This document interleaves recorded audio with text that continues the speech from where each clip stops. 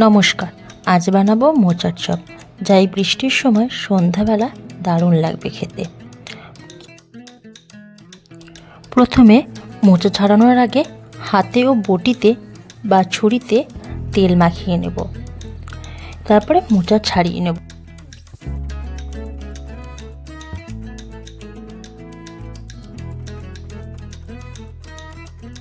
মোচার ফুলের মধ্যে দেশলাই কাঠির মতো যে শক্ত কাঠিটা আছে ওটা ফেলে দেব, আর পর্দার মতো ছোট্ট একটা অংশ আছে সেটাও ফেলে দেব।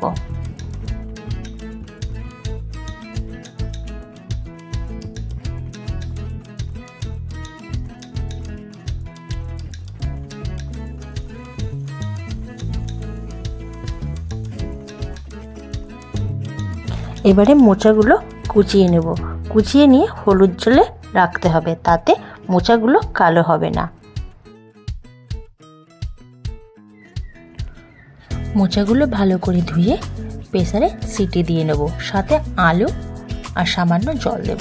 আমি প্রেসারে 3টে সিটি দিয়ে নিয়েছি।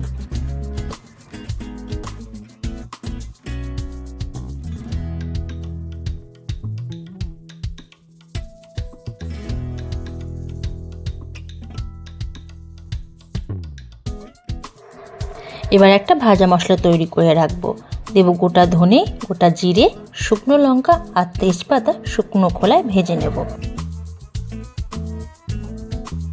এবারে কড়াইতে তেল গরম করে 5 ফোড়ন, শুকনো লঙ্কা, তেজপাতা ফোড়নে দেব।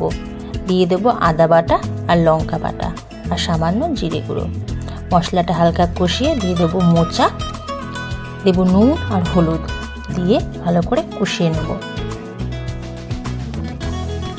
দিয়ে দেব সামান্য জল, দিয়ে ভালো করে কষিয়ে শুকনো হয়ে এলে দিয়ে দেব ম্যাশ করা আলু, দিয়ে ভালো করে কষিয়ে নেব।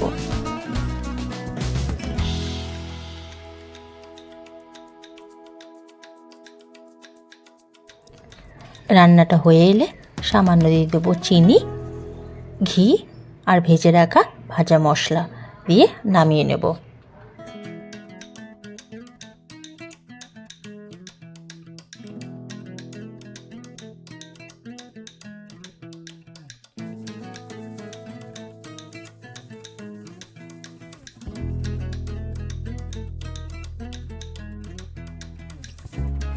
পুরটা নামিয়ে ঠান্ডা করে হালকা হাতে ভালো করে মেখে নেব।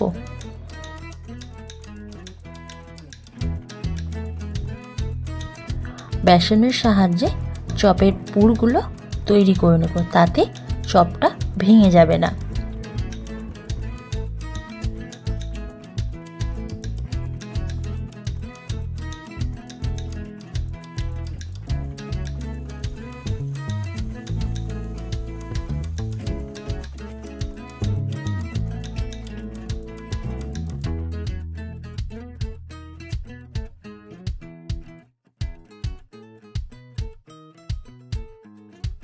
এবার ব্যাটার তৈরি করে নেব।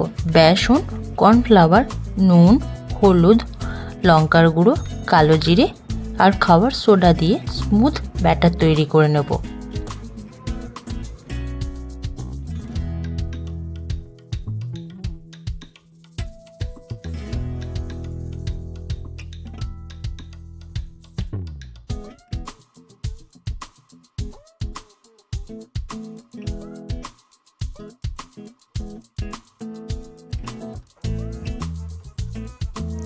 এবার চপগুলো ভেজে নেব।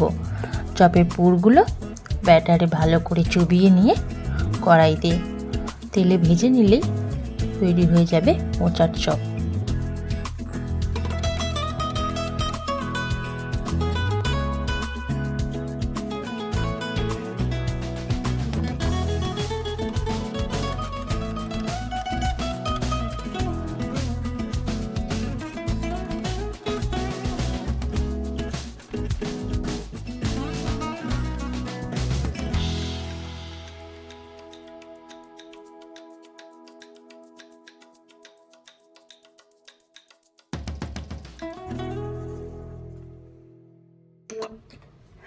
পরিবেশন করব কাসুন্দি আর বিট নুন দিয়ে।